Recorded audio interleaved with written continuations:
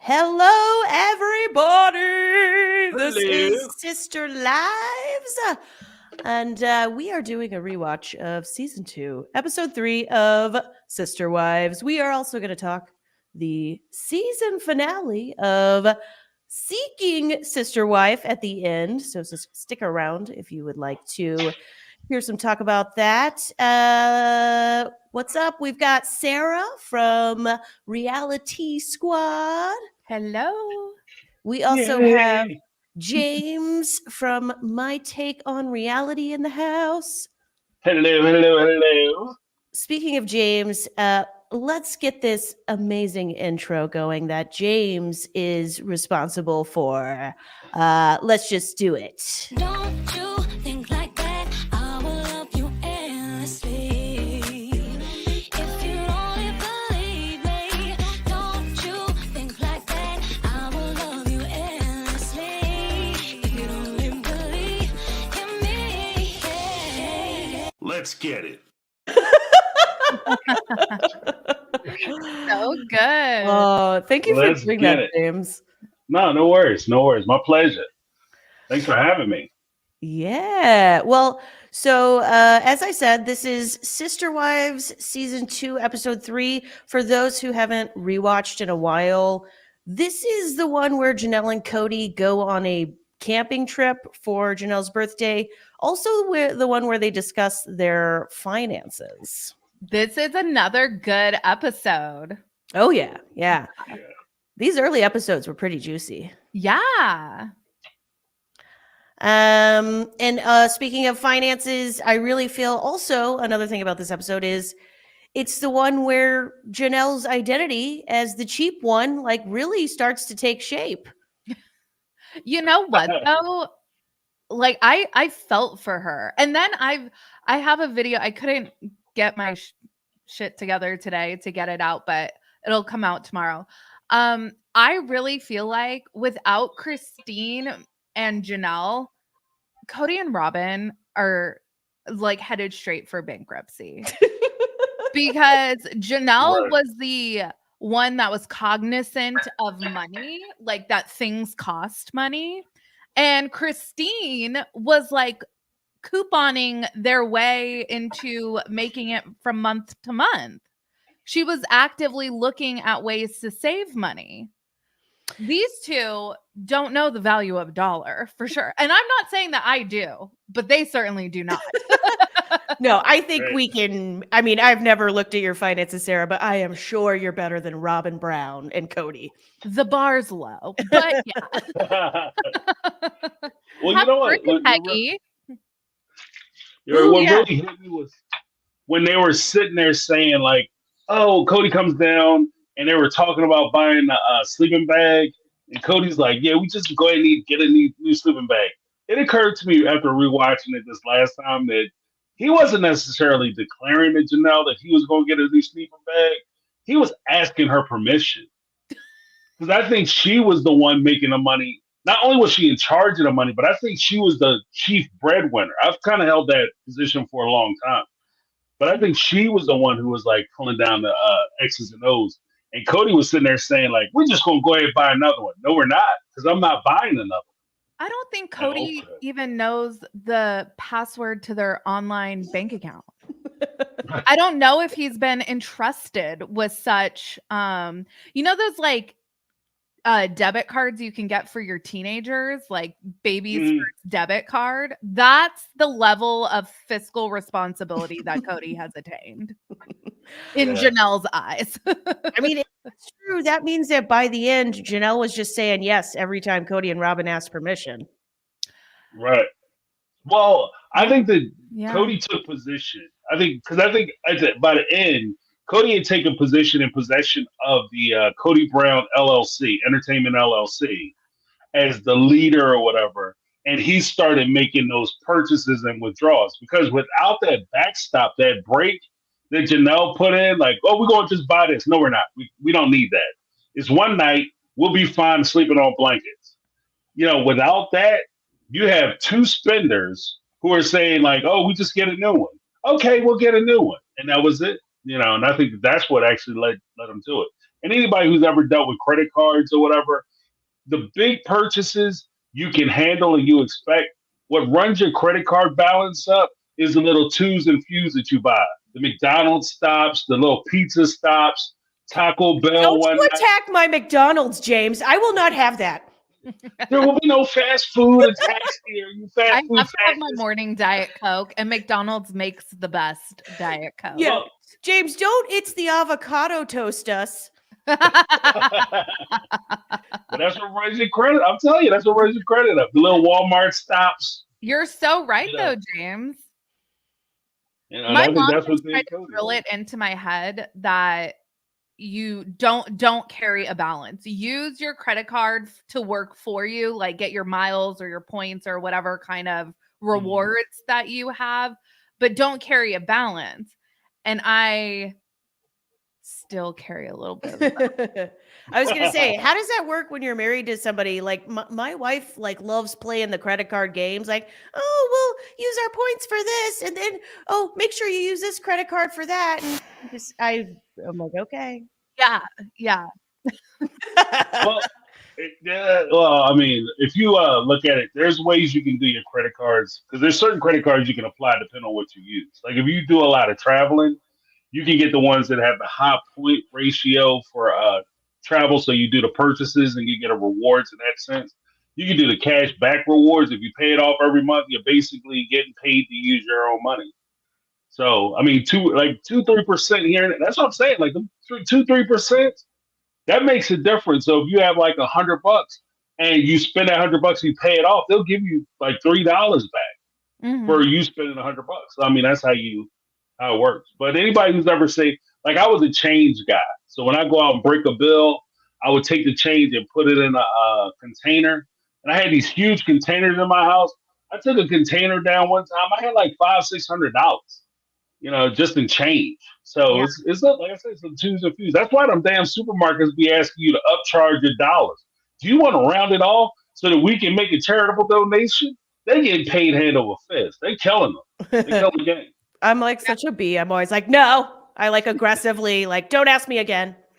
Right. If I want to give to them, I'll give to them. Thank you very much. And I'll take the tax. You know what I mean? That's a tax write-off for them too. So. Okay, Janelle says the finances has been a constant source of friction in her marriage with Cody. Cody's always wanting to buy new stuff. And they've been married 17 years at this point. 17 years of dealing with this dodo head. Like he does not get money. Yeah, you know what? It makes perfect sense though, because you're talking to a guy who has 18 kids, a motorcycle, and a Corvette or a convertible 2-seat. So it makes sense that I mean, if she would have said that Cody is really good with money, I would have been very surprised. Because he's horrible. Apparently, he's horrible with money. He's not very practical. Well, speaking of, shout out to the chat. Peggy says, I wonder how hard it is, or is it for Cody to pay bills now? Yeah, who's handling things at the today's Brown House where it's just Cody and Robin, the people who are bad with money? I wonder they be late in taxes. Yeah, if on top of a nanny, now they're gonna have to hire like an accountant or are they someone smart enough to do that? Hold their hand through tax season. Okay. It was reported that they were always late paying their taxes, like their property taxes. Like they're always like 2 steps off of default. I saw that too. I will tell you guys something. So California has, I think it's like Prop 13, which has a cap on property tax.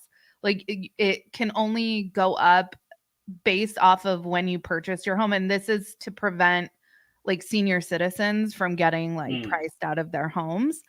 But my mortgage goes up like $300 a year because of property tax in Florida. It's bananas. My parents are like laughing at me from Los Angeles, their $1 million shack that they live in. Wait, where do you live? You live in Florida? Yeah, I live in like the Orlando area. What? I thought for sure you were talking about Cali. Like, because I know Cali's high. Their taxes high as hell.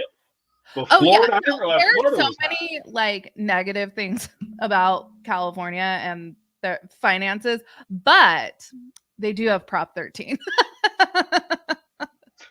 So when you lock in that 30-year fixed rate mortgage, you can like bet that that is what you're going to pay as long as you don't like take out a second mortgage or something. Oh, okay. Yeah. Wow. Yeah. Okay. Speaking of having to take out a second mortgage, Janelle says that when Robin came in, I'm paraphrasing. Janelle's basically saying, I was like, great. So we were already having to stretch things thin, and now we have to squeeze these like 2 1/3 salaries even further. You know, based off of Hunter's reaction to like Robin announcing her pregnancy, you know Janelle was bitching about Robin and 3 more mouths to feed all the time, right? Right, Oh, right, absolutely. right. Well, there is a point too when you're the one who makes there's two groups: the ones who make the money and the ones who spend the money. And when Janelle is the one who has to worry about the bills getting paid, so ironically, I can see a world where Janelle will be the one who is like super tight with the money and afraid to spend on anything. So her kids will most likely be the ones to go without because she has to she has to tap off the whole flow of everything, the money flow that's coming down. And Mhm. even when Cody, she said, yeah, if I didn't talk to Maddie, she would get me to get her a new pair of shoes every time. And Cody's like, yeah, I buy the shoes all the time. She comes to me. Like, no, you don't. No, you don't. But I Oh, think that was really? him. You didn't believe that when he said that? You think he's just saying that on the show? Well, I believe that as much as I believe that when he said that Christine, he pays for Christine and Robin, and Janelle might kick in a little grocery money. I believe that is like equal. Like I don't believe either one. Like Yeah. I think Janelle's paying for everything. Cody's kicking in and supplementing Janelle, but you can't be on a TV show one with Cody's fragile image of masculinity being taken care of, kind of seeking sister wives, Nick Davis style, being taken care of by his wives, and then on top of that, he's bringing extra women in for his wife to take care of. So he had to. I think he had to play the benevolent. Oh, I'm paying for everything, and I'm taking care of all these women, and I'm the one that's leading the family financially. But I don't think he was. I just don't. But see, I actually, for some reason, I just like believed his word when he said like, "Oh, when the kids ask me for sneakers, I go and get it." Because I just think he's that irresponsible, and I think he wants to be the good guy, and so that's how I took it. But you don't think he's Yeah. going to the sneaker store and getting Maddie or whoever their new shoes? No, because if he was doing that, I think Janelle would notice. Janelle's one of them parents that if the kids start showing up with new stuff, where the hell did you get those sneakers from? We don't have no money for sneakers. Yeah, I'm take walking them back around to with the my store shoes right with now. tape on them. Yeah. Oh my gosh, She's Janelle always is sold so those the things. mom that if Cody bought something that she didn't approve, she would probably return it. Yeah. So you don't believe it Taking either, that shit Sarah? back. No. Okay. Well, Christine, who years later will be absolutely torn to shreds by Robin and Cody for not being nice enough to Robin, actually defends Robin in this episode. Christine says, quote, Robin has actually taken on some responsibilities and has helped. Do you believe this? What responsibilities did Robin take over? This is such She a was what? perfect example of Christine fearing behind the scenes, like the wrath of behind the scenes if she didn't present a certain way, because there's no way was Robin help. And in my opinion, that is like, okay, so Robin comes in, isn't contributing money, so she can't take away from like Janelle's contribution to the family. And I know Mary worked too, but Janelle was like breadwinner worker wife. That was like her niche.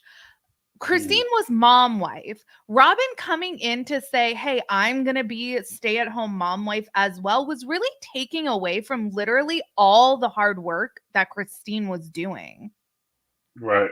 Well, because I think that the opening that Robin exploited at that time was because I've been doing that Sunday night read along on Becoming Sister Wives, Yeah. and in Christine's sorority section, she talks about how she suffered after Truly was born. She suffered postpartum depression, and with that, like saying that she felt crippled and she couldn't, take care of the kids properly, and she needed that time to, deal with herself. And they kind of hinted at it. Janelle hinted, Christine needs a little time to herself. But I think that, one, I think that she was suffering alone. I think that they dismissed a lot of her pain and a lot of her the issues she was facing. And Robin took advantage of it because, like she said during the course of the little confessionals, I just want Janelle to find value in what I'm doing. I wanted to see that I'm actually contributing because she wasn't doing jack shit. Like she had said, I'm going to go get a job. Like she told her, I'm looking for a job. Where are you looking for a job at? You got to leave your house to go find a job. They ain't going to just come knock at your door. She looking under her bed and a pillow like the tooth fairy. The job fair gonna come and drop a job off at her house. A job application. I mean, yeah, the narrative from Robin here is basically feel sorry for me because I have no money and am actually wasting resources this family needed for the kids and wives it already had. And that makes me look bad. So it began the dry tears. Right. But I agree with something Sarah said, like the sentiment. Like, I don't think that she did it because she was trying to fit into the family or help the family. I think she did it because of the advantage that it provided her at the time. Because after she was settled in the family, you don't hear anything about Robin taking somebody's kids and babysitting some children. The only time we really hear about it is actually this episode. It's actually this episode. I'm getting the kids and I'm helping the children. I'm doing homework. That's the only time she talks about it. Every other time than that, she's like, stay out of my refrigerator. You don't pay bills here. Yeah.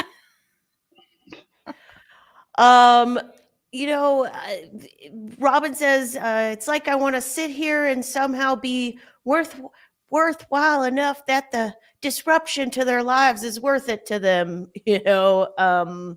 She really goes hard in this episode.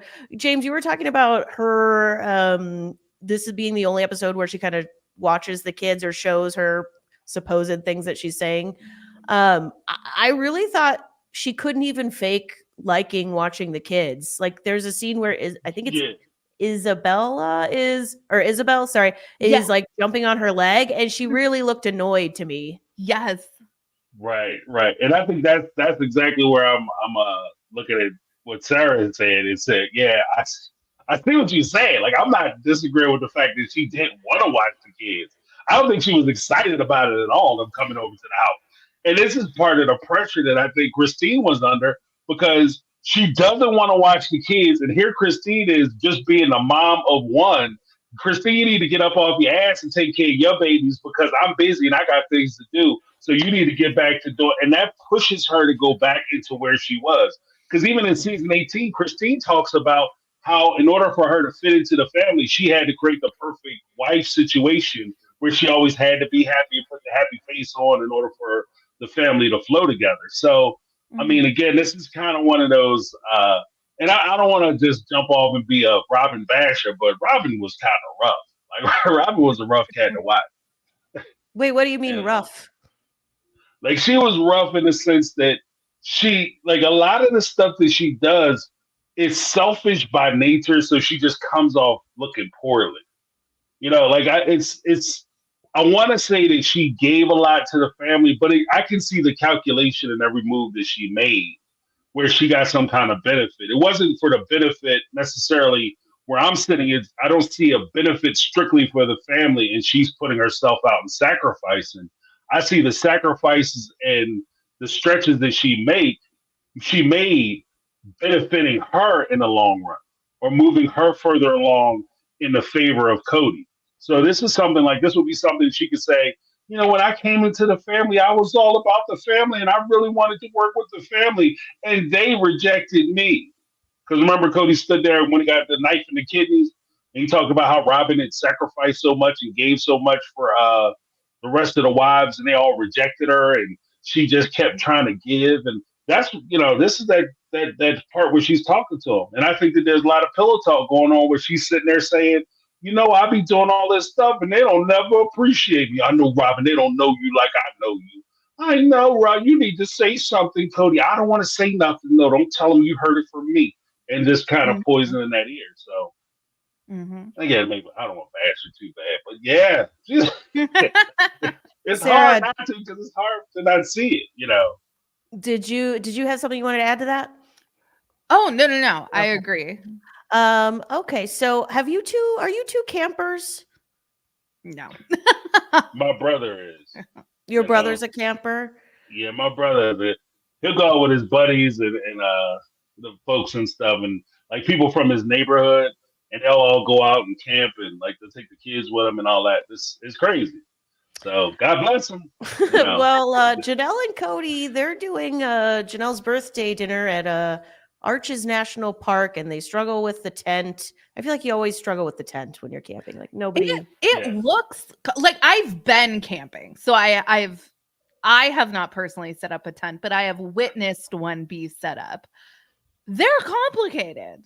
It's not. It's like Lincoln logs and like. It's like a puzzle piece. I would almost rather just build a log cabin from scratch than put up a tent. You ever watch those YouTube videos of those people in the woods? They go out there with like a stick and a shovel, and they build like an underground mansions.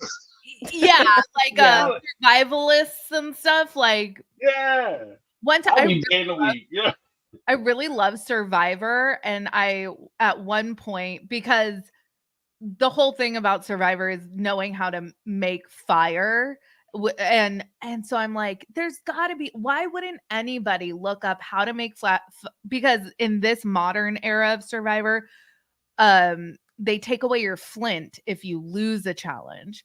So it's like, if you know this going on to the show, why wouldn't you practice how to make fire without flint? Anyway, right. Not that would ever. I would never go regular camping, let alone Survivor camping. I would go regular camping, but like to appease my husband. So you're not going to be on the next season of Naked and Afraid, where they send out. Nobody wants to see that. Like 2 sticks, and Who wants to do that? Oof. No. Yeah, it's a whole show. Somebody put me. I never watched the episode of it, but somebody used to. Yeah, man, you need to watch that Naked and Afraid. And you get to bring, or at least at the time, you get to bring like a, I don't know, like a luxury item or like a convenience item. And some guy brought a roll of like painter's tape or like blue tape. And he actually made the gal he was with like a bathing suit. Oh. It was like really nice of him so that like she could, It's like Naked and Afraid's version of the duct tape prom dress. Yeah. Right.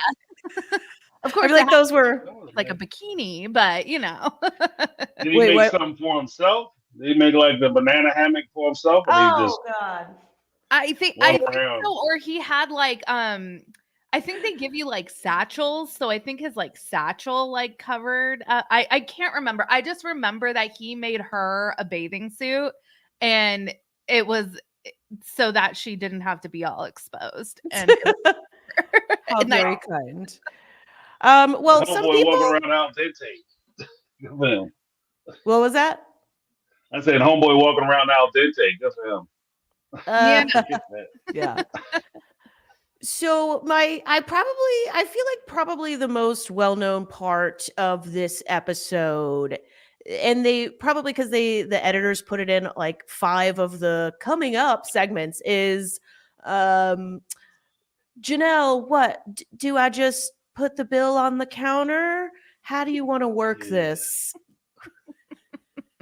This is like 18-year-old me paying my first credit card bill. So like, what do I do, Mom? Do I slide this over to you? Here you go, daddy. That shit. Yeah, Dad, they want me to pay this? And I only spent $300. Why is this like 14% higher? Oh man, I felt like angry on behalf of Janelle. Like I felt like I was Janelle and I wanted to be like, pay it yourself. Right. You had a job. You know how this works. Well, the thing that killed me was this. I mean, I can see a world where it happens. You know, people get wrapped up in the same situations. However, if you were married to a guy you said was a tyrant, and he put you in a situation where he financially ruined you, and you had to go out and make your way, those type of people very rarely will trust another person and just say, you know what, I'm gonna move to a different part of the state or whatever, and I'm gonna live in their house. I'm gonna quit my job. I'm not gonna have any source of income for myself. And I'm gonna not only trust them to take care of me, but I'm gonna trust them to take care of my kids that aren't his when he has 13 other children to worry about. Most people wouldn't even think about doing that. So that kind of rubbed me the wrong way. And then the whole, I just got it off on the counter. It looked like, because Janelle looked like she was hot, and Christine, she looked a little hot too. Because that was hella disrespectful. Like, because I'm not even gonna worry about paying the bill. I'm just gonna drop it off for Cody to pay. You know what I mean? That's a really excellent point, actually, James, that I actually know people who, with their second marriages, they opt to, obviously people can structure their finances and their relationships the way they want. But I know several people who in their first marriage, things were commingled, and with their second marriage, everything is very financially separate. So that, right, to exactly your point, so they don't get burned again if they got burned before, or even to make, if things don't work out, not to say that the other person is going to like screw you over, but just to make that process more simple. People opt. So it does make sense that if Robin has felt like she was financially wronged, especially, that she would not want to put herself in a position of being that vulnerable. I feel like that's such an excellent point. Yeah. Right. And especially with somebody who has 3 other women that he's dealing with, that he's responsible to. Because it's not just like you're in a relationship with just Cody and you're depending on just Cody, but you're also depending on Janelle, who could stop liking you, Christine, who could stop liking you, and Mary, who likes you for now, but she has the nasty streak in her and she could stop liking you and try to ruin you. So it just, I don't know. I don't think that really made a whole lot of sense. Mm-hmm. Brittany, not Brittany, says, I like that. Didn't Robin work on the in the medical field in some capacity? What do you mean you can't find a job? Have either of you ever heard this, that she worked in the medical field? I thought she was some sort of like administrative assistant or something, but that could just be like what I think she's capable of. Right. I think she was like not shade to administrative assistants, because I have been an administrative assistant, but I feel it could have been at a doctor's office or something. Right. I thought she was like a nursing. I thought she was a nurse's assistant. I could be wrong. I don't know. Oh, okay. But, yeah, I do think she was somehow tied into the medical field, into Brittany, not Brittany point. Like it's it's not that hard. Like there's certain jobs that you can take that anywhere. That's one of them jobs. People, as long as there's people, you got business. That and morticians. Like people are always going to need hospitals and more. So you're good to go wherever you go. Yeah, I think that whatever her past job was, I mean, the common belief, it sounds like, amongst all of us is like, we don't really think she was trying that hard to find another job. Literally, where there's a will, there's a way. There are some and this is kind of I did not mean any shade to administrative assistants. I think the biggest mistake somebody could make is thinking that they are above a type of job. So if Mhm. there is literally, if it came down to feeding my family, I will go and do just about anything to make $1. You know what I mean? So I will work at McDonald's. I would like to work someplace I didn't come home smelling like the food. So like In-N-Out's probably out for me, but like I will. I worked at Panera in college. That was actually a fantastic job.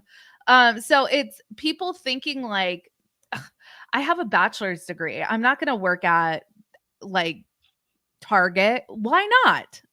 You know? Right. Exactly. Also, were those bagels at Panera? Did those come in frozen or Oh, there's bakers that come in every night and they bake all the bread and all the pastries. Hmm. Okay, good to Mhm. know. Good on And you, at least Panera. the Panera that I worked at, they donated all the food that didn't sell to shelters. A shelter The would come and pastries pick or the whatever. food up at the end of the night. So it was pretty cool. Oh, That's cool. awesome. That's cool. That's really cool. That's good stuff. Well, Janelle, basically, to me, this is what I took away from one of her confessionals about the finances. What to me, she basically says in not so many words that without the show money, the dollars and cents were not going to add up. That's how I took away from it. Like they just literally didn't have the money to support Robin. Right. Right. And that's cold blooded. Like if you think about it, like there was one point, like even in the Becoming Sister Wives book, they talked about how Cody talked about how things were so bad when before he started dating Robin, he was talking about selling his car because they were struggling. They were hard on the struggle bus. And even with going back to the whole idea of you trusting somebody, things really worked out for the Brown family in this scenario because they had 18 going on 19 seasons of this show. And this was the second season of that show. And there was no guarantee that that show was going to keep going and rock as hard as it was. So for her, I mean, that's a lot of faith. That's a lot of faith that she put into the whole system and the idea that these people were going to take care of her. If she just, I'm out of a job and I don't care, and I'm just going to sit in the house and wait for things to happen. That's a lot. That's crazy as hell to me. Because you're trusting people you really shouldn't be trusting. Yeah, No Cody's shade on the other ladies, but no shade on who? on OG3. Oh, But for trusting. no I will reason to shade trust. them for trusting Cody. He's slimy. Yeah.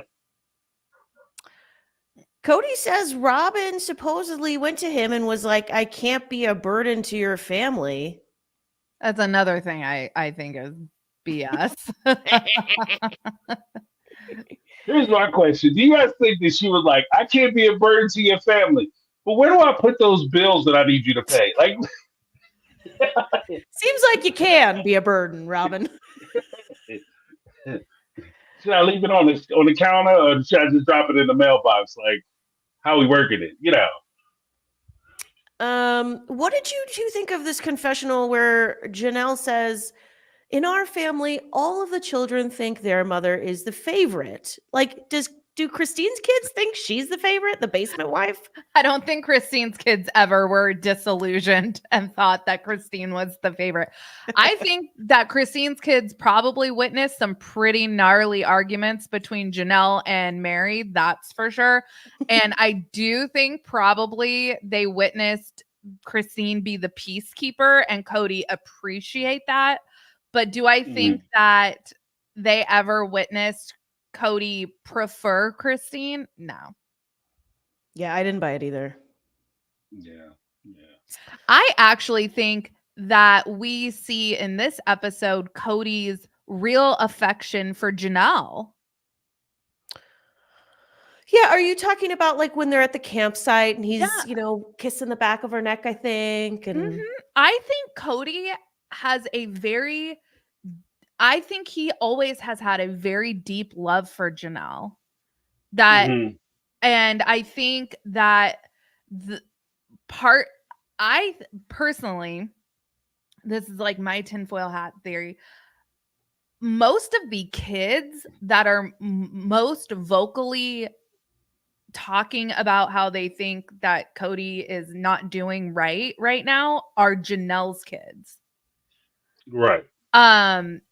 They're not Christine's kids. Gwen, McKelty, Peyton, they have all gone on and publicly stated how amazing they think their dad is and how much they miss their dad. But it's Christine that is still bearing the brunt of, you turned my children against me. She's the one who started the like network of people talking shit about him. But really, I think it's because he's not willing to completely write Janelle off. He still tries to go and take her on a date in season 18 for her, was it her birthday or something? Whatever. Yes, I think people gave her a hard time for choosing to spend her birthday with her like kind of separated free husband. dinner is a free dinner. And Janelle is like, you know what? It's my birthday. Why not? All these years later, she's still like, I'm taking that free birthday dinner. Exactly. Well, we all go to Starbucks and get our free drink on our Yes. birthday. This was Janelle going to Starbucks. Okay. Right. Well, I mean, you got to take into account too that she's invested so much into the family. Technically, that's a dinner she already paid for, so she just gets some rebate. You know, I'm my dinner back. You know, True. I didn't pay for this shit. Like I paid for this 20 years ago, so I'm gonna get my dinner. Her points. I'm not missing no meals. Yeah, right. It's like having that full card. You know? I got my punch card. I'm getting my last whatever it is. I don't care. Die be damned. You know. So, and I think that there's also that weird point where the kids, because I think you made an interesting point where you were talking about Cody complaining about Christine turning his kids against him. I don't necessarily think he was talking about her kids. I think he was talking about Janelle's kids because her kids kind of sit in a very unique position because of Janelle's relationship with Cody. 1, 2, and because Janelle had mostly the boys who Cody strongly identified with. I think that her kids have a stronger sense of, I won't say right and wrong, but they just have more of a mile high view of what was going on. And they realized, I think because they're kind of separated and they were getting the attention and they were part of the Star Kids or whatever, that they recognized that Christine wasn't being treated well. And if they side with Christine and say, you know, Dad, you're treating her like crap, then all of a sudden you're against me, you hate me, and she must have turned you against me because I've invested so much time in you guys. Because if you listen to them talk about it, he spent a lot of time over with Janelle's kids, more time with Janelle's kids than he did with Christine's kids. So I think that's the relationships that he was missing.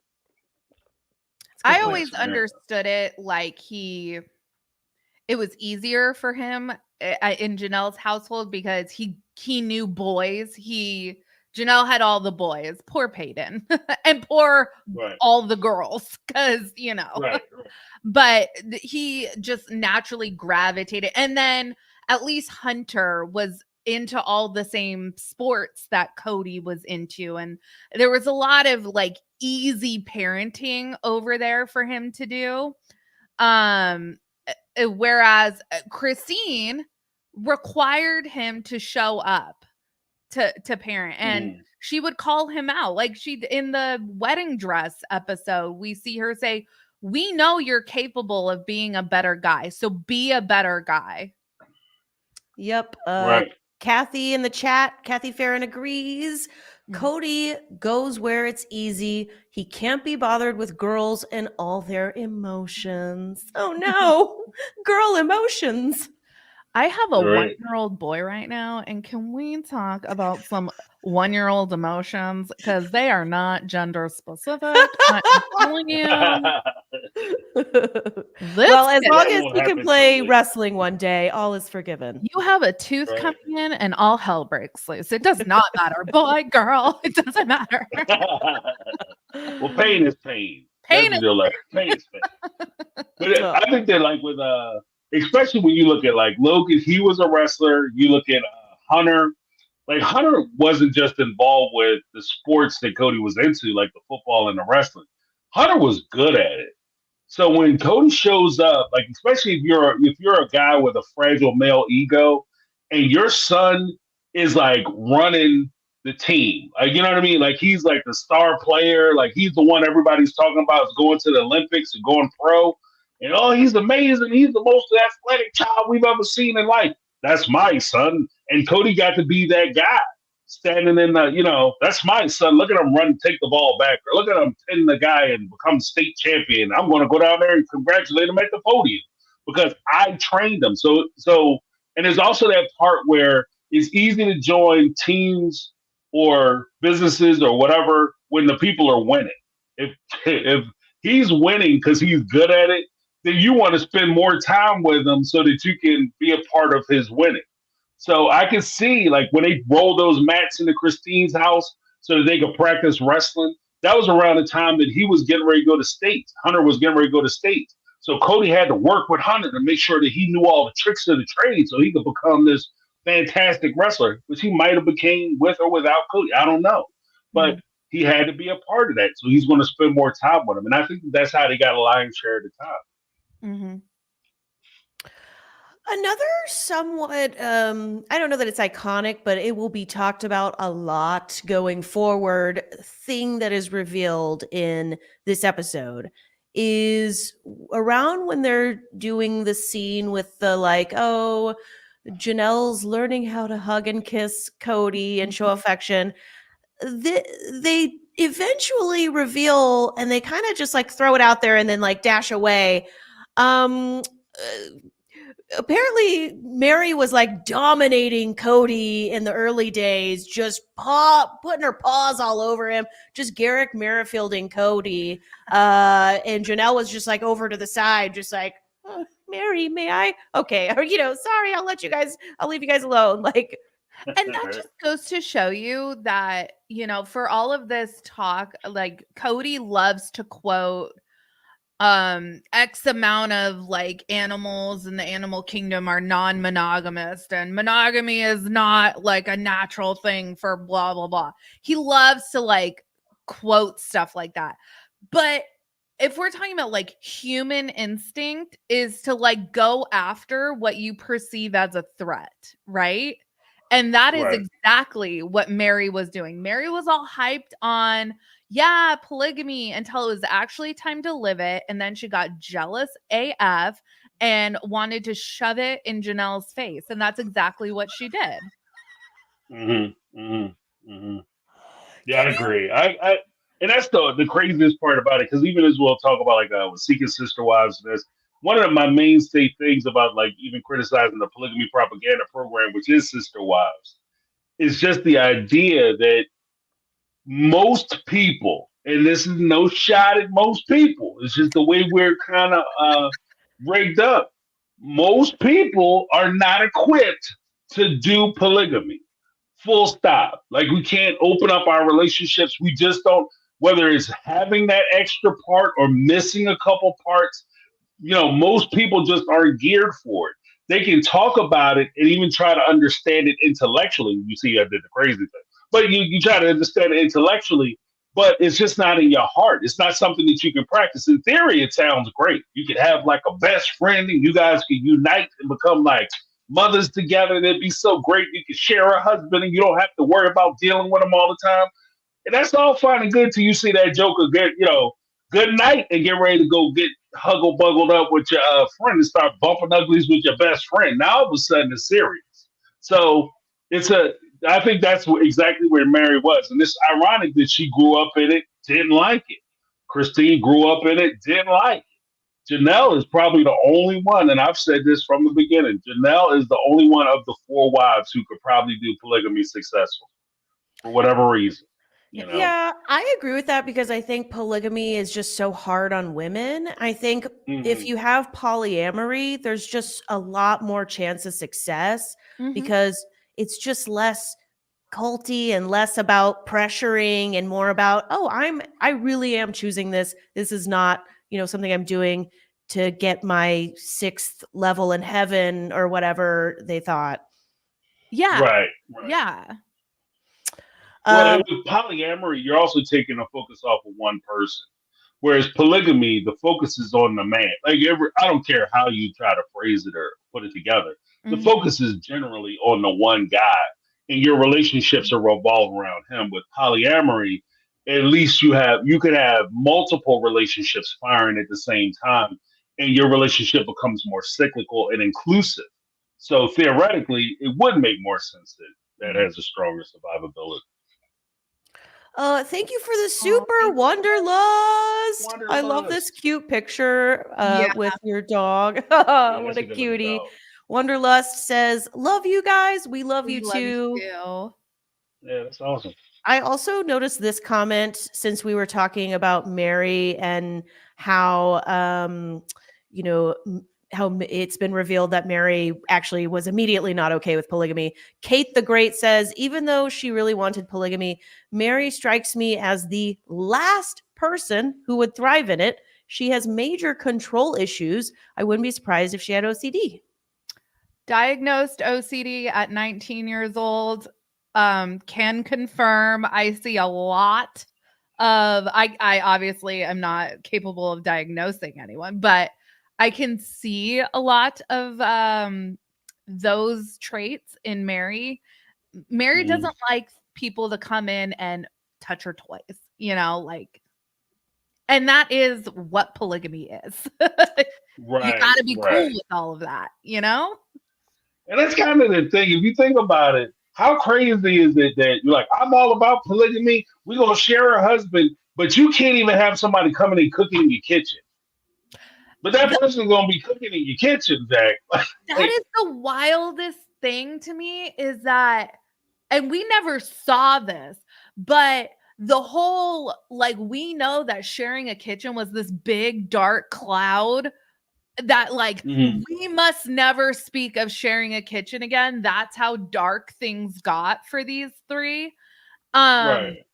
That it wasn't you're sleeping with my husband that did it. It was you're cooking in my kitchen that did it. Right, right. Well, you know what though? In fairness, maybe that was kind of like that was the euphemism. Like, I'm tired of you knocking around my pants. Could Send them be. back all dented up. Could You know. It's really about using your pots and pans. Right, exactly. I mean, she did famously make the turkey Thanksgiving metaphor. Right. Yeah, exactly. But it was like, Yeah, I like it sweet when and I was in spicy. college and I had roommates, we all had like our own milks, right? Like, so it's like I just am imagining like opening up their refrigerator and like Christine has her milk, Janelle has her milk, Mary has her milk, Robin, like we're not allowed to, like, we can share a pee-pee, but we can't share our other resources. Right.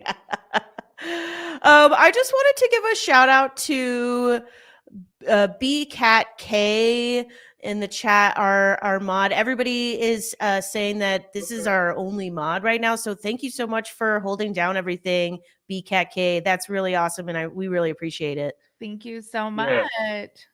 And then, Lizzie B is in the house too. Lizzie B is oh, here. sorry, and shout out to Lizzie B. Okay, thank you. Michelle J. Michelle J is here. Oh, and Michelle J. So just strike from the record everything I said 60 seconds ago. But shout out to all the mods. Thank you so much. Thank you, Stephanie in Kentucky. I assume that's what KY stands for. Could for be the super. I know. Sarah said could be Yeah. the jelly. Yeah, I know. I didn't want to see that. James, come on. I was trying.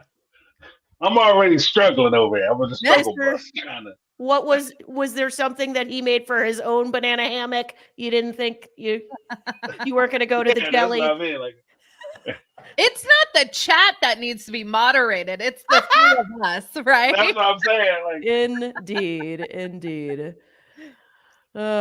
Okay.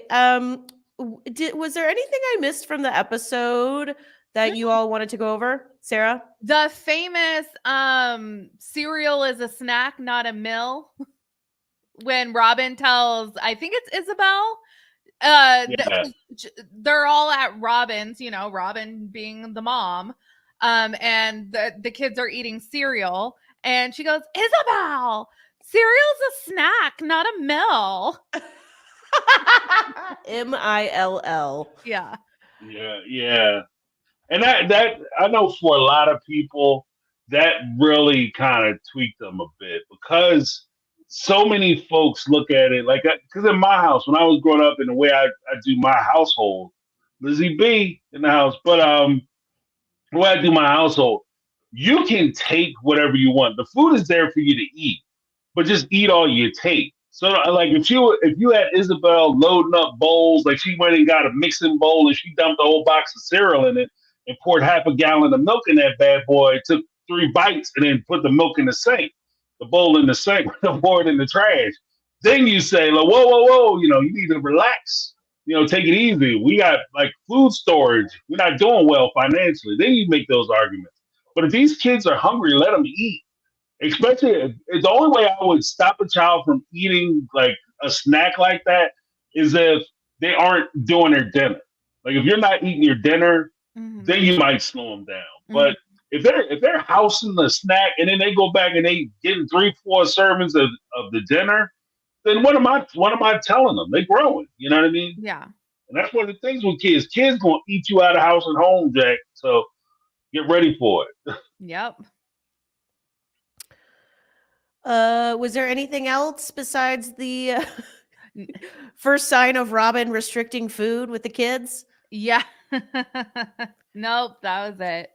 All right. Okay. James has temporarily muted himself, but until he gets back, I think since that's it for Sister Wives, I think we are good to move on to the season 5 finale of Seeking Sister Wife.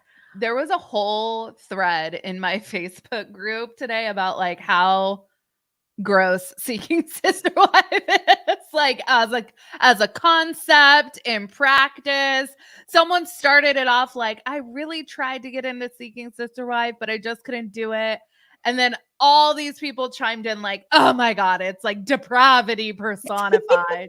And it was so funny to me because I love it so much. I know. Melly FZ finale time. It's certainly not for everyone, but it is for me. Yes. Thank you, Melly, for the super. We are all hyped to talk about this finale. Yeah, I was gonna say I watched season 1 of MILF Manor, so my standards have been lowered even more. Yeah. I'm like, oh, maybe Seeking Sister Wife isn't that bad. You know, they're not trying to marry their own sons. Yeah, like the dating pool isn't their sister wives' kids. So that's good, right? Oh, so sad how low our standards have fallen. Well, what did you think of the finale, Sarah? Like, did you think it was a good finale? Okay, so I thought it was a good finale. The part that like wowed me the most was finding out, and the way I watched it was on Max. So the ending credits where it was giving like updates on everyone was like super teeny tiny, and like Max was trying to get me to watch Dune 2 next, and I'm like I'm trying to read like what everyone's up to. But Garrick baptized a new Brazilian woman. I was like, oh, this guy has a fetish, and that's all. James! Yeah. Perfect timing, James. You're coming in on he can't hear us. Can you hear us now, James? Yes. You're coming in on this guy has a fetish. Garrick, of Yeah, course. the Garrick, jackass Garrick. The thing I would say about Garrick, and I thought about this, I think genuinely Garrick and Danielle are actually involved with, I think they're violating the Mann Act. At this point, like, I think they're sex trafficking. Like, because the way they're doing things, they're being dishonest about what it is they're doing. Because even if we take the show at surface value, he applied for a K-1 visa, petitioned for a K-1 visa for Roberta. It's my understanding you only get 2 applications. According to him, he put in a second application for Natalia. That's his second application. That's burned out, it's done. But then he goes down and he meets this supposed new girl and he's trying to bring her up from Brazil, but you can't. And even if you could bring her up, what are you bringing her up for? And it's for like a nefarious, sex purposes. So I think that, I think they're bringing the law heavy, Also, and they're going to have to lie. Arthur James, and I think we've seen him. I forget what that lady was that they met in Los Angeles. Leah, I think. Leah, yeah. Mhm. These American women are not attractive to Garrick because they lack the perceived power imbalance. He thinks that he is in a better financial position. He needs a woman that he perceives as being beneath him, and a language barrier is key to that. Mhm. It's real gross. Right. And I think that was part of the problem that he had with Miriam, was that Mhm. she actually came in, she could speak the language, they could communicate with one another. Even Natalia, what she said when they broke up, he had deceived her because he had told her that he was no longer going to do the online dating. He was no longer going to seek another sister wife until she got to America. Then all of a sudden, after, like I said, I mean, the weird thing is, and I don't want to be gross about it, but once he lays down with them and he's with them at a certain rate of frequency, then all of a sudden they're not as important to him. And you can see that because originally, before, when he went down and he proposed to Natalia, he slept with her, and then they stayed down there, I think, for another week. They came home, and while they were home, he would sit there and argue with Danielle. Well, they're not calling me back. She ain't calling me back. Well, I don't understand why she. All that whispering was out the window that he usually do, soft talking. That shit was out the window. He hollering at her, screaming at her. It is what it is. Then he gets down to Brazil, spends 6 weeks. He's down there talking about marrying her, and it's questionable whether he's going to come back. All of a sudden, he comes back home, and now he could care less if Natalia knows that he had a whole nother woman that he was attracted to at the house. He could care less that things aren't working out. He could care less that they not getting married and they hit that stumbling block. And then Natalia also mentioned that there was a problem because he wanted her to submit. And I have an issue with that because anytime a guy asks you to submit, leaders don't have to ask you to follow. A leader never would have to ask you to follow him because you're by the sheer, Riz, he got the Riz, you're going to follow him because of who he is. And he won't have to say, well, you guys follow my lead. You get behind him because you believe in him. And I think that that's where his trouble with Natalia is that he's not a leader at all. But he requires, like you said, he uses that money. He uses the promise of citizenship to the United States, bringing her up from the United States. And he's going to take care of them. And that's how he's trying to manipulate them. It's and I don't even know because it wasn't really clear. It seemed like Roberta didn't really want to come to the United States, and that ended up being like an issue.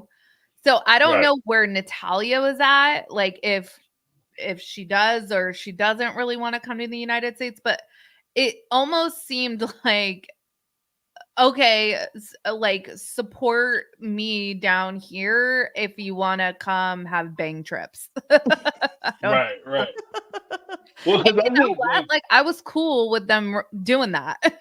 Like, because if he's dumb enough to like be not that also, I'm like jumping over my words, but like not that all sex tourism is inherently bad, but Garrick is for sure at least a sex tourist.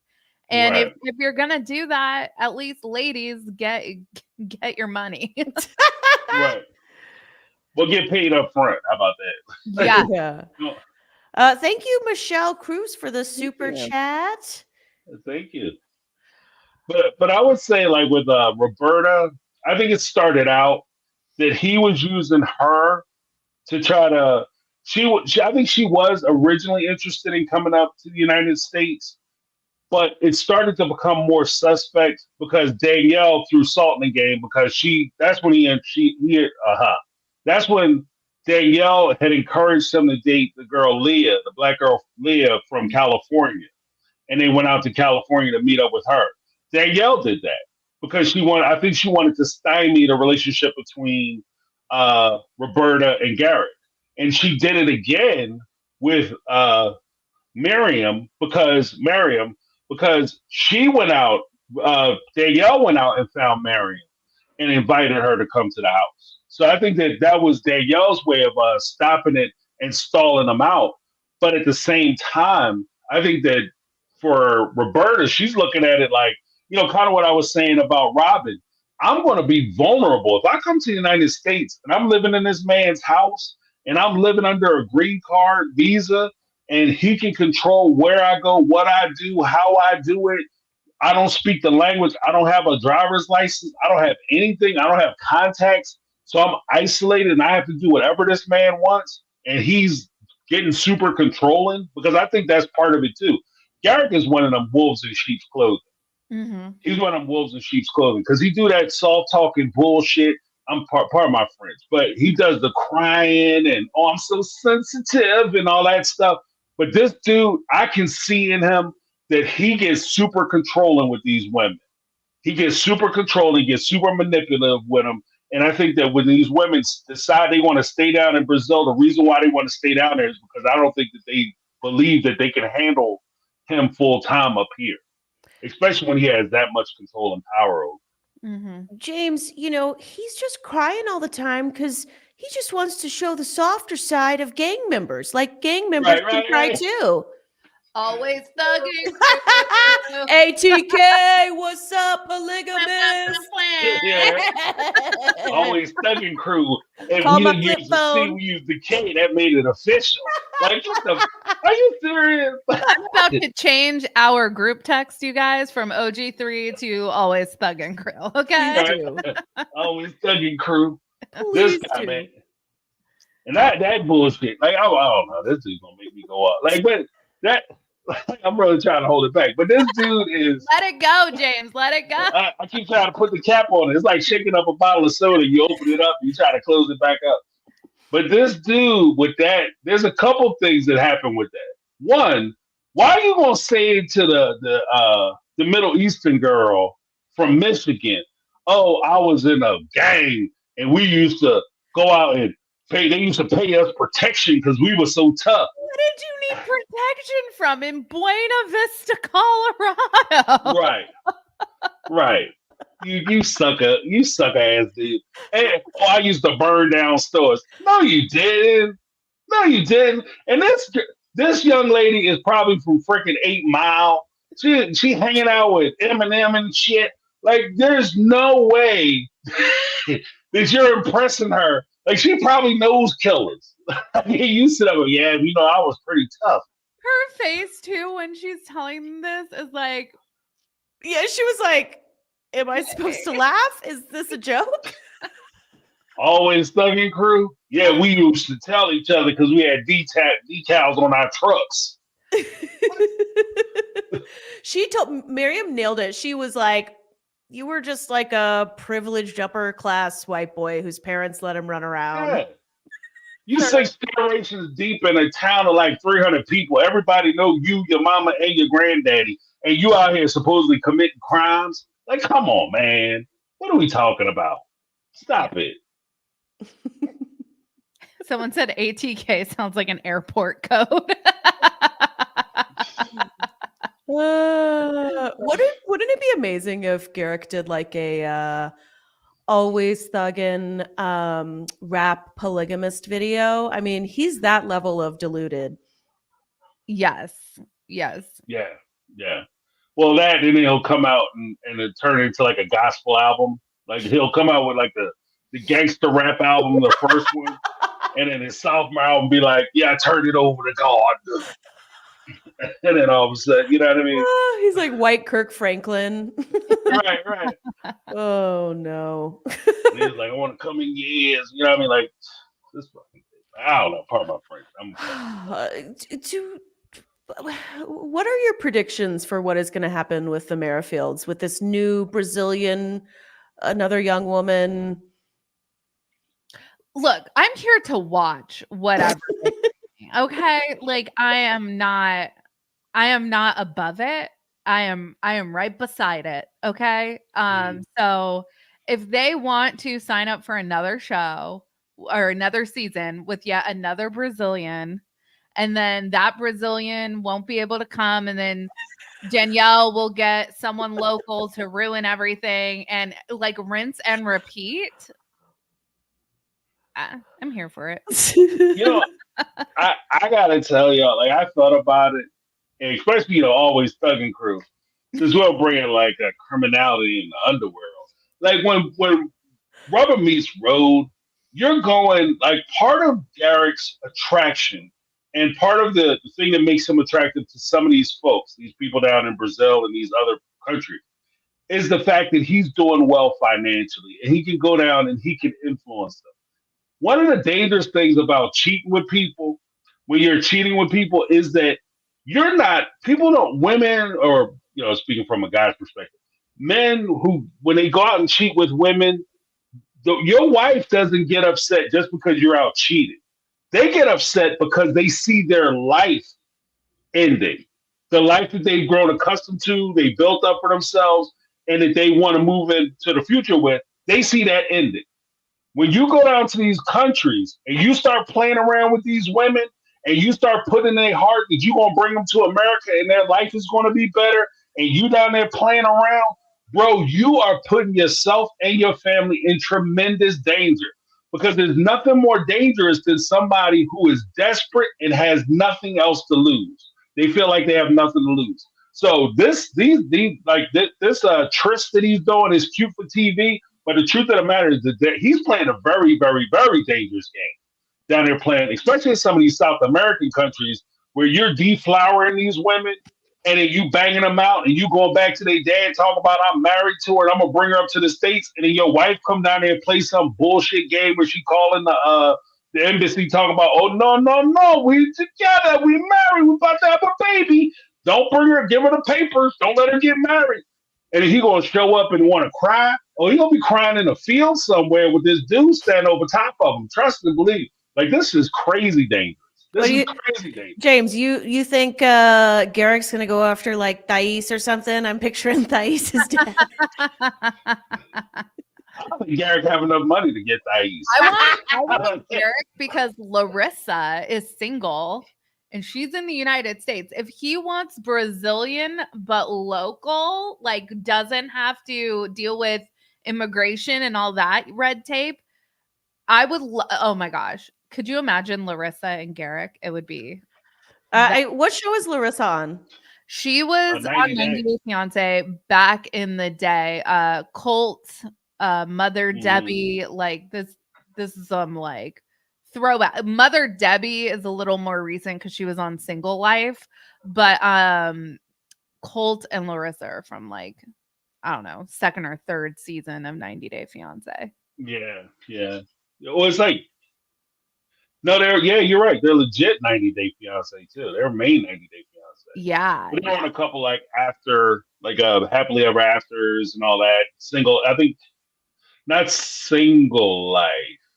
Colt maybe one Single Life. I think Colt was not. Colt, and then he ended up with this girl Vanessa. They were on some Happily Ever After seasons, but they're like one of these mainstays of the franchise. They've been on like Pillow Talk and like all this stuff. Yeah. Wow. Check out those seasons. Thank you, Soundbite Bio, for the super. Hey. And also thank you, Teresa Skinner. Very generous of you. Shout out Teresa, always showing up. Both Soundbite and Teresa, very supportive, showing up every week. A lot of people in the chat, I'm seeing you every week, and you just make it so fun. And you're like, we can't always talk about your comments, but like a lot of you are very funny. I'm like often over here like, yeah. Okay. Should we? should we talk about the Davises? It's hard to kind of discuss them because of the scandal now.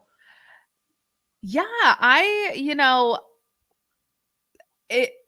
want like justice. I mean, there's no justice, but like own up to it. I've seen April is out here like defending their storyline. Girl, just own up to it. You guys lied to us. Yeah. Well, I think they're trying to save their spots on the show because they're afraid they're gonna get fired. Like they should be. They really like honestly, I think that in order for Seeking Sister Wives isn't a mainstay show like 90 Day Fiance or even Sister Wives. Mhm. It's kind of that one-off show like that, MILF Manna or the Mama's Boy, Want Me, You, and My Ex. Like that, those type of shows aren't real. They're still blossoming shows or burgeoning shows. And this type of scandal this early in that type of show could derail the whole series. So they really should consider getting rid of the family because I can't trust anything they say. Because even then, once you find out the Jasmine storyline is not true, some folks looked into it and they realized that I think Jen and April they applied for a marriage license, but I don't think they officially got married. So like the whole storyline there is kind of sketchy. So So let me just that's- make sure everybody watching, if only people who are online will know about this, like on Reddit or something. Mhm. I think we briefly touched on it last week, but if you weren't here last week, the Davises are in this scandal because all these pictures are coming out where they already knew Jasmine in 2021, and we're supposed to believe this footage, like post, what is their cute little girl's name? Vera. Post Vera is when they meet Jasmine. So Mhm. there are clearly like some funnies going on. James has added new tea. James, now somebody did some digging and April and Jen aren't married. Yeah, they said they couldn't find the records because all those records are public records. Nobody can find the records for them getting married, actually being married. So they applied for the license, and anybody who's been married knows that in order for you to get married, you have to ask for permission. Yay! Mhm. Ironically, when you get divorced, you're asking for permission. That's what a divorce decree is. You're asking Mhm. for permission to leave your spouse.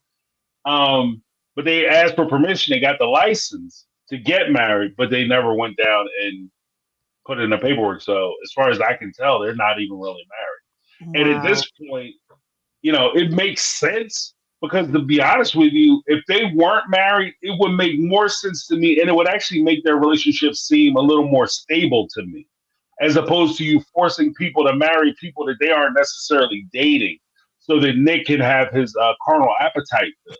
Like, you know what I mean? Like, so he has a bang on. You go and get married to somebody. Come on now. That's ridiculous.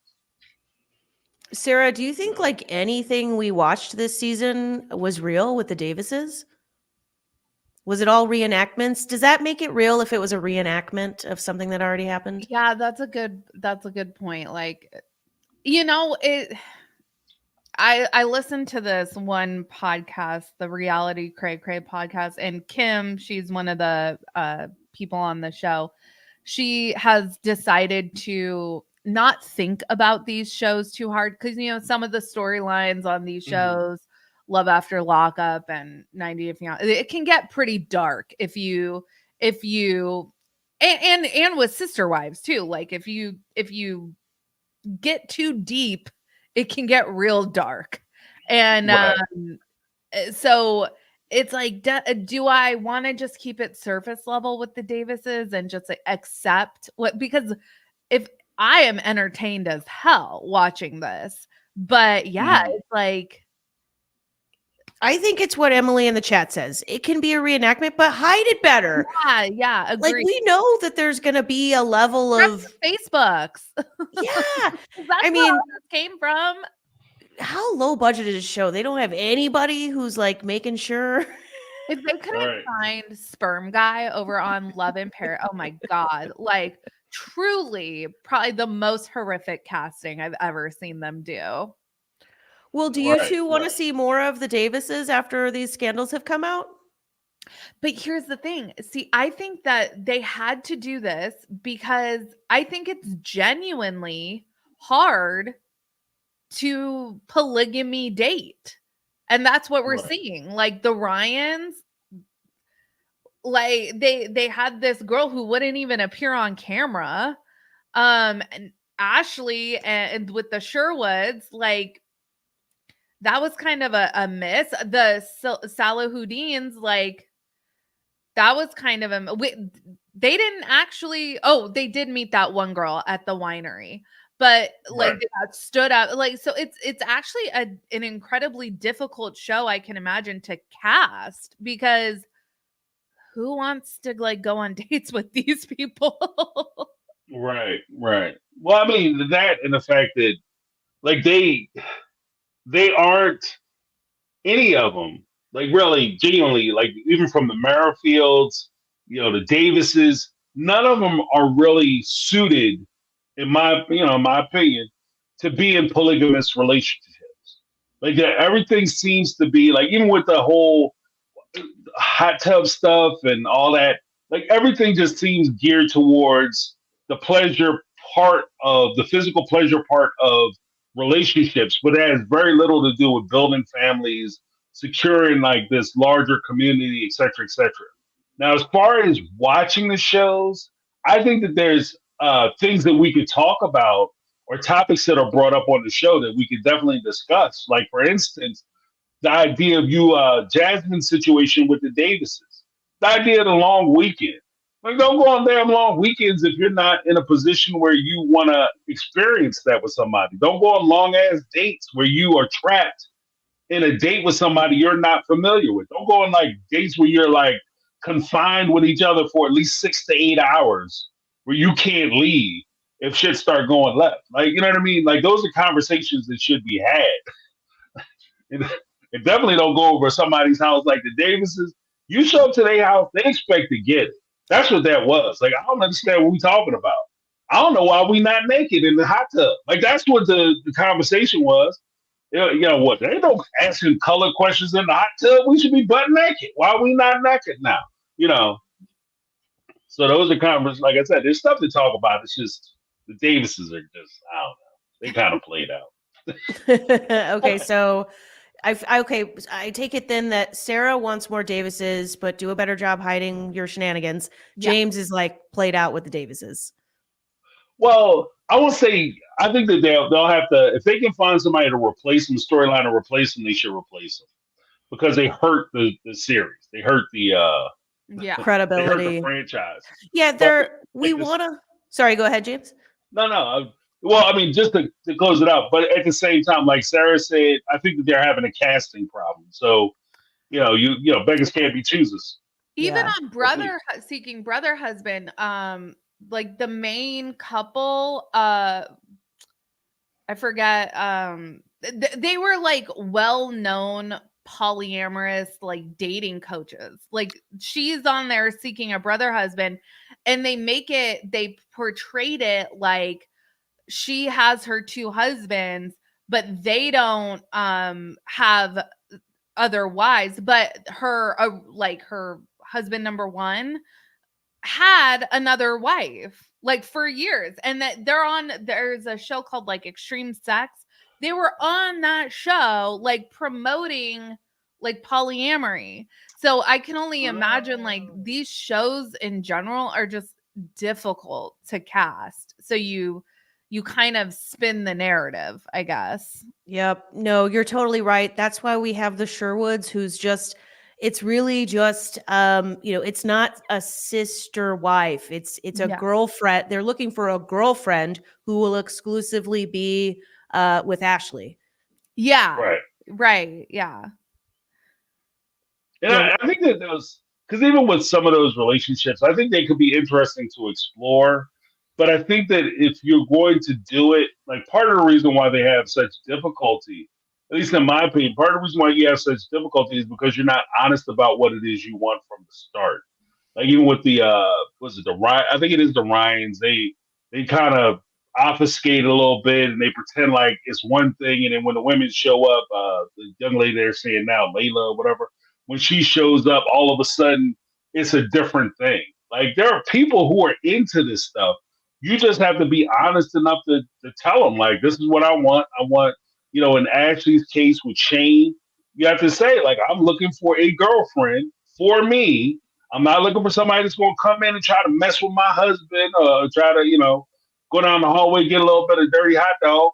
I need somebody who just into this, and that's it. As the one woman they had, Sarah, she clearly is into men, and that's what she's attracted to as well. So she doesn't necessarily want to limit herself. And so what could have broke that relationship up as well was the limitations that they were trying to put on her. Like, you're just going to mess around with me, and I'm going to be going down and get my husband, and I'll come back and deal with you, Sarah. And Sarah was like, look, if I can't get both of you, then I don't want either. Speaking of the Sherwoods, what did you all think of their parting little blurb about how they it was like really kind of hilarious. It was like they haven't spoken to Sarah and they've been catfished and stood up. Yes. I was like, I'm evil for laughing. And that's what happens. That could you imagine if the Davises didn't truck out Jasmine? It would probably have been the Davises were stood up and catfish.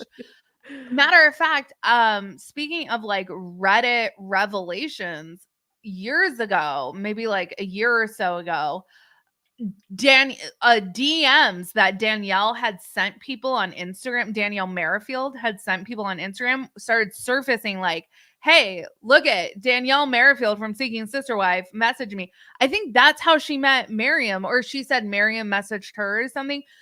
That's how she's like procuring these women for Garrick. Yeah, they're catfishing us. They're like they're actually just out fighting people on Instagram who want to be on TV, and like it's a little bit of a sham. But I think the most shocking part of all of this was finding out that the Ryans are still talking to Yari. Yes, I wanted to ask you too. Yari, the last time we hear Yari talk on a date with Justin, Yari's like, I only want you. I'm not interested in sharing. And then in the blurb, they're like, Yari, Becky, and Justin hanging out at the beach. So like this isn't talked about on the show, but Justin has run for like governor of Texas. And she is wearing one of his like campaign shirts in one of the pictures. Surely this cannot help his campaign. I grew up one state over from Texas, and I know what most people would think of polygamous. Yes, he's running as like a libertarian type, conservative libertarian type, and yeah, it's certainly with that kind of crowd, I don't think it's gonna go over well. No, the funky sex stuff doesn't usually go over real well. No amount of them talking about God will make up for the footage on the show. Missionary only over there. It is what only? Missionary only. Oh, yes. Yeah, right. Look me in the eyes. But I wonder if this is something he talked over with his political planner, like the guy who runs his campaign manager. Like, yeah, man, I think it'll be great for my image if I go on the show and explain to everybody so they can see me in my natural element. No, bro, that's a mistake. I think his real name. That's the other thing. No alias is allowed. Like, say it with your whole chest. You want to come out here and let your freak flag fly? Tell me your name. Yeah, let us Google you. Yes, I need to be able to go on Truth Find. No, I'm kidding. But like, yeah, I need to be able be somewhat real with me. But why do you two think Yari is still doing this for the show? I mean, surely she's not making that much money. And this is my question about Danielle Davis. Where are these friends and family members that are like April's brother or Naeem's mom that are saying like, this is fucked up. Like, where are these Mm. family members saying? Because Yari clearly thought she was going to be dating an almost divorced guy when she was going on dates with Justin. That's what they're saying in the chat, that Yari's doing it to soundbite bio. Yari is out to steal Justin away. She's playing the long game. Makes sense. Yeah. But it's like, who's telling Yari, like, no, this is like polygamy? Right. Because the Go. Ryans aren't telling her that. Right.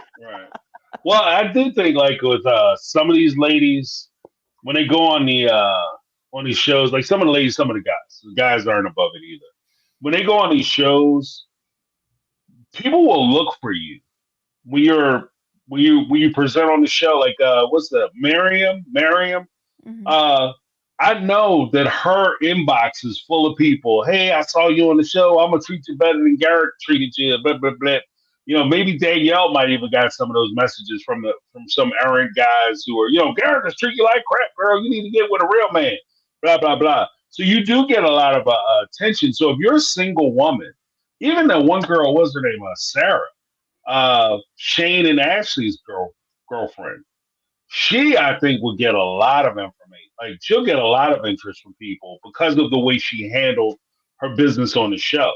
Like, I think that a lot of guys be like, okay, that's somebody who is straight up with what she wants. She's okay with opening the relationship up, and she seems like she has her emotions and everything in check, and she's very logical with how she approaches things, and she's crazy honest. So that's a go. So I think that it's a way for you to advertise the goods in a way that can get you out there. So Yari, I can see her getting a lot of attention as well from people who are interested. Like, you need to, if you're looking for a man, then I might be a guy that is more interested in a one-on-one relationship as opposed to that foolishness you're involved with. Mm-hmm. So, But she's like going on dates with him that aren't being filmed. Like, that was like their own video they sent TLC. yeah. That was That's a wild. I was downside. like, what? Same. Why doesn't Sometimes this you gotta show? drink the dirty water. What, James? I said sometimes you got to drink the dirty water to get to the clean. Like, she might just be slugging it out so she can stay on the show. You know what? If she is, I'm okay with it. And then what does that Right. tell you about Becky when, like, the understanding, the intention, what Yari would prefer is for you not to be in the picture. Like, she's saying the Robin Brown quiet part out loud, right? Like, Right. yeah. No, you're right. That is wild. Because in the last scene, Becky is trying to be all like Becky with the toot, like nobody's gonna steal my man. But then she Yeah. just keeps going out with Yari. Yeah. Mm-hmm. Yeah, well, I give her credit though. I mean, it must be refreshing to put those blinders on and pretend like it didn't really happen. Because I give Yari credit because she told everybody straight up, like, look, I want you for myself. I'm here to take your man. She basically telling him is basically telling his wife, and if they want to keep playing and dipping in that pond, then you kind of get what you get. Don't get upset. It's not like she's hiding that she's trying to get him. So, you can't be mad at her for doing the thing. Like, that's the game. Like, she's putting it out there, telling you, like, I'm here for you, dude. Okay, well, I mean, we can go out on Saturday. Okay. Yeah. All right. James, I dare say this would be like the rare instance where the majority of the public would be like rooting for the home wrecker to wreck the home. Right. Well, that's because Becky is crazy pants. Like, you know what I mean? Like, it's hard to root for crazy pants. Given the way she grew up, I mean, Yeah. we Yeah. think the way like the AUB was messed up. This Tony Alamo guy, holy cow. You know what? There's a weird part though, because this is where I even struggle a little bit with well, I don't struggle. It's not that hard, but there's a point where you stop being a victim and you start being a perpetrator. And I think that with Becky, she stopped being a victim a while ago. And Danielle, because she's pulling people into these relationships with Garrick and she's sacrificing these women for her man, because it to feed his appetites, you stop being a victim. So therefore, you no longer deserve my pity or consideration when it comes to the hell you're wrought on these other women. Like, yeah, I don't feel bad for Danielle when she's in this situation. And I think it's also ironic as much as to God in the Lord, when they talk about like karma's a bitch because she went out and tried to get sneaky and had the Danielle insurance plan by having that little baby. And what did she have? She had a little girl. So you telling me that you're going to be okay with somebody doing your little girl like Garrick is doing these women? Welcome to the ride, baby. Welcome to the ride. Welcome to the ride. Yeah. Why doesn't the ride include a tell-all? Well, we had a tell-all like up until we had maybe not a season 1 tell-all, but there was for sure a season 2 tell-all, maybe a season 3 tell-all. I'm not sure. yeah. But yeah, then they stopped doing tell-alls. This show needs a tell-all. Yeah, they stopped doing them around the time of COVID. I think it's a money thing, to be honest with you, because even their seasons are shorter. Like their seasons are pretty short for income consideration to other seasons. Yeah, but to me, pretty they short. also make money with ads if they have, a couple more episodes, but maybe it's expensive. Maybe they're literally so cheap they won't even spring for Spirit Airline flights somewhere to get them all on a soundstage. I don't know. Yeah. Nobody gets overtime. No overtime for you, Any other thoughts about the finale or anything that went down with any of the couples or just anything from the whole season? Who are you most interested to see next year? Merrifield's I'd watch again. I'd watch the Davises again. I feel like I don't need the Salahuddins. There's too much. Like I feel like they're just trying to antagonize Naeem's mom, and Right. I feel like they are happy with each other, and if they want to like do their own thing, do their own thing. I would watch. You know what? Like I honestly don't think that there was any duds this season. No. Entertainment wise. Well, I would watch. I think I'll watch all of them, with the exception of who would I not watch? Well, the Salahuddins. Salahuddins, I don't think I'd watch again because they were just boring. Because they kept having the what if questions like, "What if we dated somebody? What would you think?" And the mom was like, "I wouldn't come around the house." Like, then you're fine because they have 0 people that they're going to be dating. So. You know what it is too with them? I know that they're like cousins and that's like a whole thing, but like they have like the most solid marriage, I feel like. Right. And so when you're that solid, it's less fun to watch. Right. It's like a testament, like your relationship is too good for TV. Right. And you know what? The weird part is I think that they have a more solid marriage. And at the same time, don't add people to your marriage. If there's nothing wrong with your marriage and your relationship is going good, why are you messing your relationship up? Exactly. Bringing extra folks in. Yeah. You have just the right amount of people at the kitchen table and you want to start adding chairs. Like, it doesn't make any sense. But how about this? The one question, if you could interview anybody on your channel, who would you interview? From the show? Yeah. Danielle Merrifield. Danielle would be more fun. Yeah, for sure. Garrick would just put on like a front, like, yeah, I'm Garrick, whatever. And he would just be proud. Danielle can't help herself. Danielle loves the camera too much. And she knows putting that fake stuff on isn't what the people want. She would like give us some fun answers. Oh, yeah. Right. Well, you know what? The only thing I don't like about Danielle is that she does she cries because Garrick meets these women and he's spending time with these women and he's falling in love with them and she's jealous of them. And then she sets it up so the women leave. And then when the women leave, she sits around and cries that the women are gone. Like, it's just a weird like cycle of life. Like, you know what I mean? Yeah. The circle of life is jacked up on that. Oh, Natalia, I wanted to be my sister and trust me, even though I went down and ruined her wedding day. And you can't tell me she didn't call up that damn embassy and was like, yeah, we're still married. Don't let her get married. Mhm. You know. I can't remember like one moment from this season where Danielle was like positive on Natalia. Right. Yeah, that's true. Because he was trying to stall her the whole time. Break down like she was my sister about Natalia. Like she Oh, did she with was about 3 seconds off of doing that, though. I think she didn't. The only reason why I don't think, if she would have got more of a positive response from the first time she did it, that first season with Roberta, oh, that's my sister, we're about the princess. And people would have been like, oh my gosh, I was so moved when she was doing that. We would have got round two.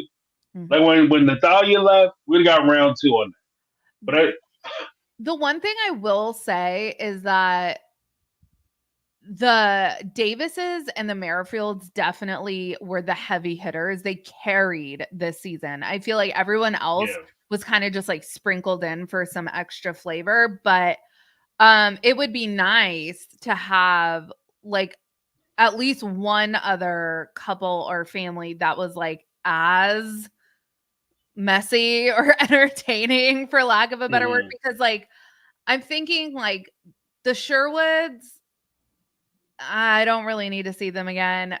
Becky and Ryan, without knowing their backstory, they were just weird. Like there was like really nothing there. So I don't want them to bring the stalkers back. Please don't. no, yeah. Well, apparently, I have to imagine Yari's probably given them her address at this point, which is the classic mistake. Oh no, Yari, poor Yari. Well, what about speaking of bringing couples on? Thank you for the super, Melly FZ. Melly says, bring back Sidian and Tasha. Can James and Sarah, can you inform those of us? When I decided to cover the show, I only watched the Davises and the Merrifield scene, so I don't know anybody else who's been in the old seasons. Who are Sidian and Tasha? Sidian and Tasha were, I think, great. They were kind of sidelined by COVID. So they kind of, their storyline really petered out because of COVID. But Sidian, I feel like he was like a graphic designer or something. He had an ex-wife. Tasha comes in, but before Tasha comes in, he has 3 kids. The first kid and the third kid are with his first wife, and then he had another kid somewhere in between that. We don't really know a whole lot more about that. Tasha comes in, and then the first wife decides she's not down with polygamy, as it's a story as old as time. But Tasha is still down to seek a sister wife for Sidian. The last season they were on, he was dating a woman, I think from the Philippines. And then we ended there. He's a goofy, they're both goofy, but harmless. Okay. Right. Because they had the struggle bus portion. There you go. Yeah, I recognize them just from fast forwarding past their scenes. Yeah, I believe he has one child named after a Game of Thrones character, so it's like pretty on brand. Okay. Right. Yeah. Well, because I think they had like Sidian had his own company, and Tasha had worked for him at one point, or they worked for each other, or whatever the case may be. But the weird part about it was Tasha actually didn't want to marry Sidian. And so she refused to marry him. He wanted to, that's how they were able to go down to the Philippines. And he was going to apply. The last I heard from him was he was applying for the K-1 visa for the woman he had proposed to in the Philippines to bring her up to the United States. So she was actually going to slide into the first wife position, the next woman that he had. So. Thank you. We're about to close things out here, but thank you, Tanya Johnson, for the super. Apparently, Tanya says, unfortunately, Seeking Sister Wife hasn't been aired on TLC Australia recently. Anyone know why? That's a major bummer. Yeah. Maybe because they had all that craziness going on. They're like, this debauchery. Do you guys get MILF Manna? Like, Yeah, if you get get milk MILF manna, Manna, but but not you're not Seeking getting Sister Wives, Secret there's Sister an Wives. issue That's there. the problem. I don't know. Yeah. Sarah was talking about Survivor earlier. I got into Australian Survivor like right when Paramount Plus put it on for streaming, and then like 7 days later they like ripped it off, and people who like researched it were told it was like a copyright thing. So I Oh, think interesting. copyright between different countries is kind of complex and complicated. That's interesting.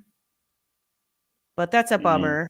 Yeah. Especially because I feel like the smaller the show is, the harder it is to find on other places. Right. Like there has Right. to be like that demand. Like I tell my husband all the time because my husband's 6'6", so we have to buy tall shirts for him, and he really likes this brand called Fresh Clean, and it's hard to he loves their shirts. He likes black V-necks, and they're constantly out of stock in the 2XLTs. And I have to like explain to him like they're meeting their demand. Their demand is not 6'6" people. Right. unfortunately. Well, either of you, any other thoughts on Seeking Sister Wife and on the season or the finale? I'm gonna miss this show. There was about, I think, a year in between season 4 and season 5. I hope we don't have to wait that long for another season. Yeah, is this going to be renewed? Sorry, that I want to hear, James, your thoughts too. Do you two think this will be renewed? I would think Yeah. so. I would think so too. Yeah. James, what about you? Like I think that they're ultimately they'll redo the show, but I'm kind of curious because they kind of blew two big holes in their scheduling, so I'm wondering what they're going to replace it with. Because Seeking Sister Wives just ended. Then was it Love After Lockup that just ended? I think last week, or that'll be ending this week. So it'll be kind of curious to see what they're going to roll out. And they just ended one of the 90-day franchises. So, and they're kind of rounded. I think they're halfway done, like Happily Ever After. So, I don't know. Like, it might be kind of a sparse summer. Well, then hopefully that means it'll speed up. You know, they'll get things going. Mm-hmm. Yeah. Well, you know what? Okay, Soundbite Bio. Yeah, thank you, Okay. Soundbite Bio, for the super. Soundbite Bio says, great show, guys. Yes, this has been really fun today. Thank you. What were you going to say, James? Well, I was going to say, even with Sister Wives, one of the big complaints I had, towards the end of it, complain. With the way they rolled out the look back and then the talk back, and they did those right after the season ended, I'd always held that they should have held that off, and they could have kept the ball rolling. Like between the three specials that they had, Christine's wedding, look back, talk back, they could have had enough material that they could have rolled right into the next season. And that's barring, the unforeseen tragedy that occurred to the Brown family. That the planning on that is just jacked up. Like, I don't know who planned that or why they did it that way, but I anticipated that they would come out with an earlier rollout for season 19. So I don't know. Mm-hmm. Okay. We've got some things going on in chat. Ryan Round says Unexpected. I'm not familiar with that show. Might replace Seeking Sister Wives. Unexpected is Okay. good. It's a little if you have like moral issues with Seeking Sister Wife, you will certainly take moral issue with Unexpected. It's all about teen pregnancy, and these people are dumb. That's right. I heard that. Okay, that's where I've been seeing people on the Teen Mom subs talking about it. Okay. Yeah, they're dumb, and like I'm as old as like these grandparents on the show, and it's like a whole mind f. Like, to watch someone your age become a grandparent.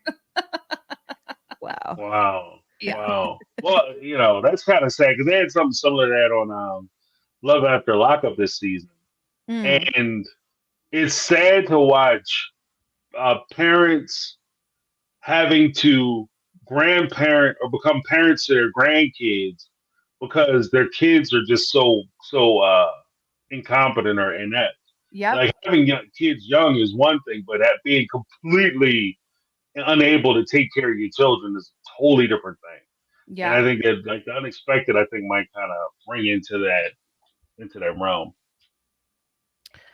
All right. Well, let us be sent off with PJ Sarcasm FF. I think that's for fun if this is our sarcasm. Yeah, sarcasm for fun. Okay. Yeah. Good night to all. Thank you so much for coming. And we will All be right. back next Monday. Seeking Sister Wife is over, but we have a lot of sister wives to talk about. So Right. we will see you all a week from today. And we will also see you. I know Sarah said she has a video coming out tomorrow.